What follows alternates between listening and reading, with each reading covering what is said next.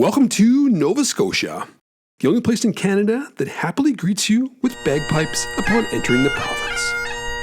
Ah, I can feel my earbuds bleeding already. New Scotland, more commonly known in Canada by its Latin name, Nova Scotia, was named in the 1621 Royal Charter allowing Sir William Alexander rights to establish and settle the land as a Scottish colony. The area included modern-day Prince Edward Island, New Brunswick, the Gaspé Peninsula, Cape Breton Island, and Nova Scotia. With limited options and a chance at a new life, Gaels came flooding into the region during the Highland Clearances that lasted over a century from 1750 to 1860. Today, Nova Scotia is home to the largest population of Gaels in the world, outside of Scotland, and there's an international effort to keep the traditional way of life, culture, and foods alive. On this adventure, I'm looking for century-old dishes that are still at the heart of this community. But first, I had a province to explore.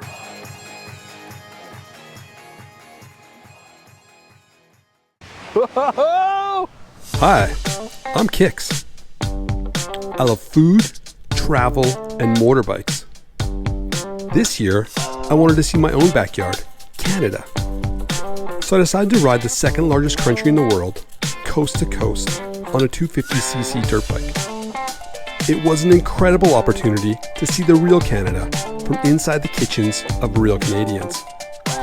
These are the people and foods that make up this incredible country. Welcome to the Cooked in Canada motorcycle adventure.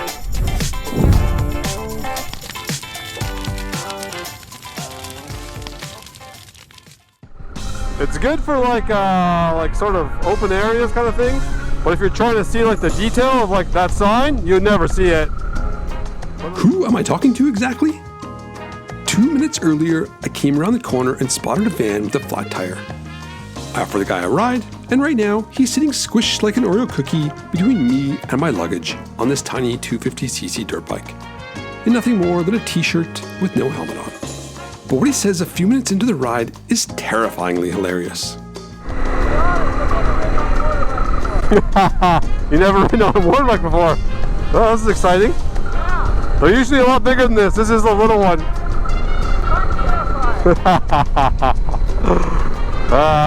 You're in good hands. I got lots of practice. Now, the last time I rescued someone on a motorbike was in Mexico. But in this scenario, I volunteered my friend Andrew. Neither of the men were overly pleased with me in this photo. Even funnier, we live about 30 minutes away from each other, just 5,000 kilometers from here. All the way from Edmonton, and you ran into a guy from Stony Plain.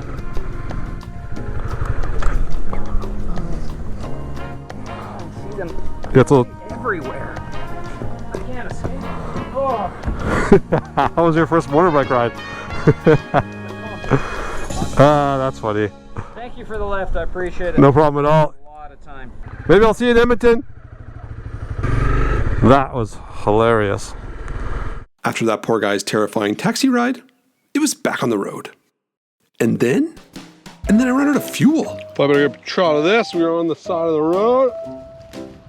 And there was plenty of fuel stops. I missed the most recent one. And here we are, out of gasoline. However, good news is we got a little 800 mils here, so I hope that's enough to get to the next town.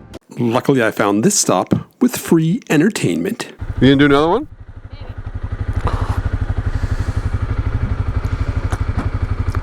Oh, 1 footer. Next, I was off to stay with Lily and Elfie, some family friends in Cape Breton.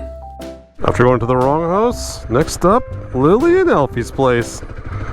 That's funny. I just pulled into the neighbor's yard up the street there, and they didn't recognize me, and I didn't recognize them. I have a habit of confidently showing up at the wrong house, as you might remember from the last Newfoundland episode. Hey there. Is this Jim's house? Oh my god, I'm at the wrong house. Okay. Thank you. Whoopsies. Oh, it's a little bit embarrassing. That is the wrong... That's our wrong house. They laughed and pointed me up the road a couple houses. And how you doing? Good to see you. Good to see ya. That's been pretty good. Good to see ya. Good to see you.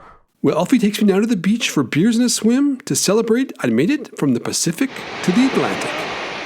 From Haida Gwaii to Cape Breton, we made it from the Pacific to the Atlantic. I think it was like the middle or early part of April. I tried to touch the Pacific Ocean to prove we did it. And it was freezing cold. But now we're in Cape Breton, as you can see by the lighthouse way over there. I'm with my buddy Alfie on the beach having a beer, because it's right by his place.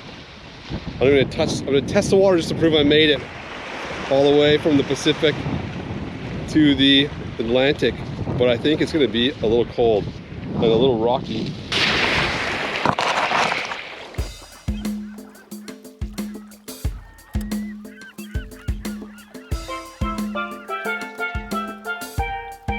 Whoa, it's no tropics, but for August 3rd in Canada and the Atlantic Ocean, it's pretty good.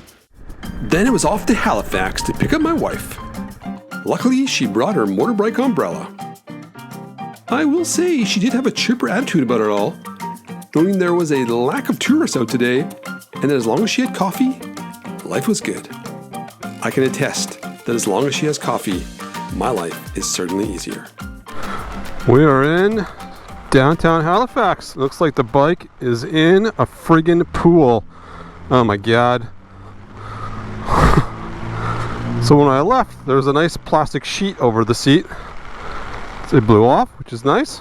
Look at this disaster. Oh my god. And here's the seat cover. I really don't want to walk through 2 feet of water to get on a wet bike seat. Doesn't really interest me. Then a photo to commemorate this wet moment. Oh my god. This is not the way I want to spend the day. Alright, well, let's try this out here. Put the umbrella in here. We'll just wheel this up out of the puddle. Put the kickstand down. Sorry, little moto, you gotta suffer a little bit today. After rescuing the bike, it was off to rescue the wife. Before heading down the coast to visit the Blue Nose 2 and the most photographed lighthouse in the country, in Peggy's Cove. Oh my god, tour buses, bikes, gift shop, security, espresso booth. Going to places with thousands and thousands of reviews is usually not my jam. Did I mention I'm allergic to places that are swamped with tour buses? Let's get out of here. Where am I going? Everybody to the right, everybody to the right. Before heading out to learn about Gaelic cuisine, I made a pit stop nearby to see some more friends. Actually, my high school teacher, Natsa Patch, and his wife Sandy, at their home on the shores of saltwater Lake Bras d'Or in the center of Cape Breton Island. Just look at this entrance. Descendants of the Gaels, the property has been in Sandy's family for generations. She and Nat come back every summer to spend time here. There was a limited number of subjects I passed in high school with great success. However, Mr. Sapatch's English class recorded the highest volunteer attendance of all my classes. Interpret that how you'd like. Oh, there's a welcoming committee. You bet. There's even a fox that greeted me on the way in. Oh, that's We got 3 of them here. Nat tours me around and shows off his 1968 International Cub. And I wake up the next morning to some of Sandy's home cooking. These views in Cape Breton, oh my Atlanta. This is spectacular. Kissed by the ocean on one side and this little bay on the other. Oh man, it's so good. Like and subscribe. Finally, the Highland Village, home to a group of Gaels dedicated to keeping both their culture and edible traditions alive. On today's menu is going to be the classic Scottish dish, Marag. We're greeted by Amber Buchanan for a brief history of the region's Gaels. Amber is a pillar of the Gaelic community, known for her efforts in connecting and revitalizing Gaelic culture, heritage, and language. Smisha Amish, ni Navos in Helister Heudish, Hamisha ek Ballan and Gael, and Soundra and a Cape. My name's Amber Buchanan, and we're here at the Highland Village in Iona on Cape Breton Island. Great, thank you for the translation, because I was a little thrown off at first. So that's all Gaelic?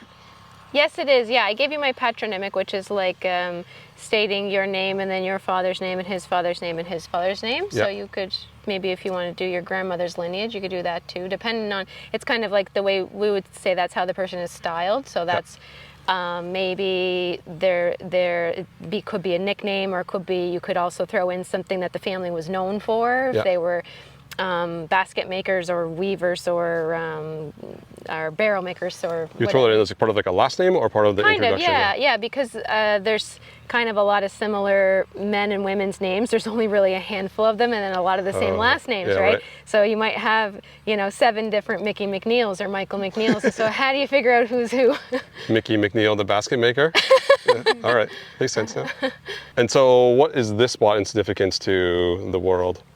This is the first place We're in the very center of Cape Breton Island on the Bredora Lake. So this is, it's a huge lake, really, for it being a saltwater lake. So it's connected to the ocean. This community here was settled by Barra folk, so from the Isle of Barra, off the west coast of Scotland. And then if you go across the lake here, that area is also settled by Barra folk. So you have like Barra Head, Irish Vale, Johnstown, those communities there. So this is a peninsula that we're on here. And today, would that still be sort of the same lineage of people living here as it has been since? Yeah, it is. There's a lot of... Whoa, what was that? I have no idea. Oh, you have cannons here? Nope. Oh, okay. Well, I thought it was maybe part of the scene. Yeah, I have no idea. Yeah, there's definitely people who have moved. A lot of folks have moved out. A lot of people have moved in, but there's still a lot of the people that are living in this area. They're 5, 6, 7 generations living here. Yeah. If you go to the phone book in Cape Breton, you will see. So Gaels came and they settled in chain migration patterns, and so groups of people from a certain area in Scotland would many of them would pick up and they'd settle in the same place. So you settle with your kin, with your people, and your kin are your neighbors and everything. So if you go and look in the phone book in Cape Breton, you'll see in this particular area of Iona, you'll see going through a lot of McNeils. See a ton of McNeils. It'd be like A, B, C, get down to M, and all of a sudden the pages will grow exponentially. Yeah, that's right. Not that anyone uses a phone book anymore, but it could be. If it came to that? Be proof, yeah. And in terms of the cuisine that people have been sort of originally eating, what would be some staple dishes? Yeah, people were really surviving like subsistence farming, and so there was people, once they came here, were taking care of cows and sheep and pig, and people had horses for working, and then they were growing things like potatoes, carrots, turnip, cabbage, like pretty basic, a lot of fish because we're living on the water, and people would salt their fish and their meat to make it through the winter because there's no refrigeration. Yeah, right. And so that was really common, like salt fish. So one thing you might have salt cod or herring and potatoes, and then once you have your salt fish, you might mix that up with like the leftovers of your salt fish. You can mix it up with the leftovers of the mashed potatoes, fry up an onion, mix it all together, and you make a little cake, like a banach geish, it's called. Banach geish, yeah, fish cake. Marag is what we're going to be eating today. So what is in the marag? I've been told that it's a delightful dish, but the ingredients might sound a little off. It's true, to the modern ear you might be a little bit, the ingredients might strike you as different, but it really is delicious. So it's actually fairly simple in a way, but it's very tasty. It's got a really strong taste, and it's a good, strong, hearty food for if you're going to be out working in the woods all day or doing some really hard work like building a barn or whatever. It's basically equal parts suet, so that's your fat from the animal, onion, and oats. And that's it. But you mix that up, and then you actually stuff all of that into an animal casing, like the intestine. Yeah, right. To someone who's never had it in their life before, would they come away saying it's really delicious, or is it an acquired taste delicious? I think so, yeah. It doesn't necessarily have a strong or odd taste to it. Well, sounds pretty interesting, actually. Well, thanks a lot for your explanation. I'm looking forward to seeing it unfold before our eyes on taste buds. Yeah, Shetavea, you're welcome. Shetavea. Shetavea means, the literal translation of that would be, it's your life, or possibly he's your life. And that's what we say for you're welcome. All right, Shetavea. Shetavea. Thank you very much. Okay, you're welcome. Amber introduces us to Brenda, donning period attire, who shows us around before escorting us into the kitchen of a home that's more than 100 years old. So, someone told me a stat today that Nova Scotia has more people speaking Gaelic than Scotland does at the moment. Yeah, I believe that. Yeah, Yeah, you think it would be an accurate statement? Yeah, yes. Oh, wow. There's a lot of people who, young people like Amber, who have learned the language, and other people whose parents have now brought them up in the language. Yeah. How's it going here? Oh, you've got the stove on. I couldn't tell if there was any heat. So you kept it going. Yeah. Good on you. So do you want to cook up the marek? Matic, known as white pudding, could best be visually described as an extra large sausage, roughly 5 to 6 inches in width. However, the ingredients are a bit different from what you might expect or how you might make your typical sausage. In a time before beef brisket was labeled with a barcode and everyone was pleasantly unaware of the process between the farm and the feast, Scottish farmers would utilize every bit of a butchered animal and anything else grown on the farm. In the case of matic, onions from the garden were mixed with suet from the cattle and oats from the field.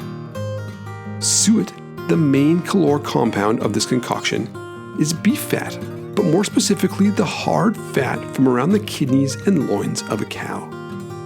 Suet is full of fat-soluble vitamins like A, D, E, and K.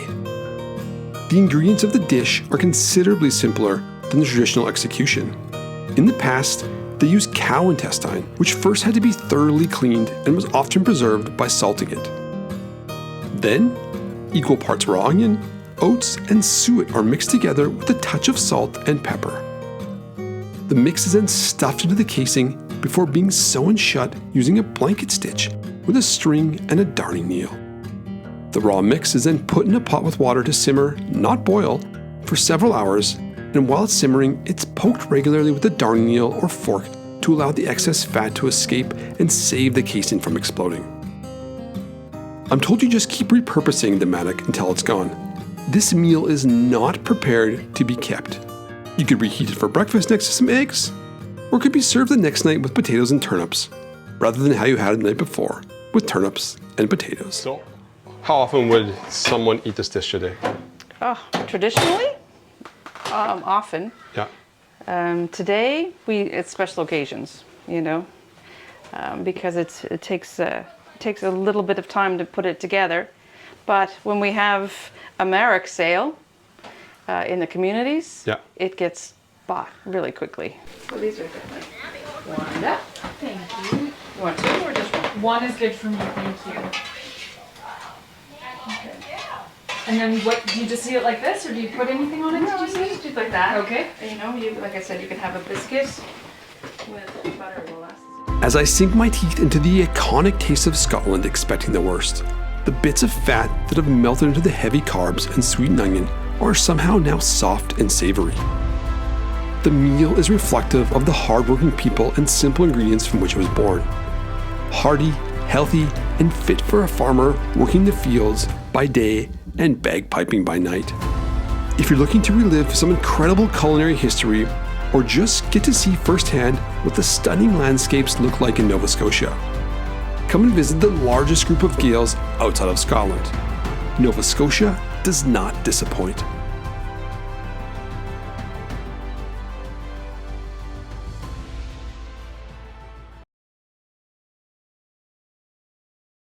Next time on the Cooked Motorcycle Adventure, we're headed to the largest motorcycle rally in eastern Canada, before following the infamous Cabot Trail to a seaside lobster boil on Canada's east coast.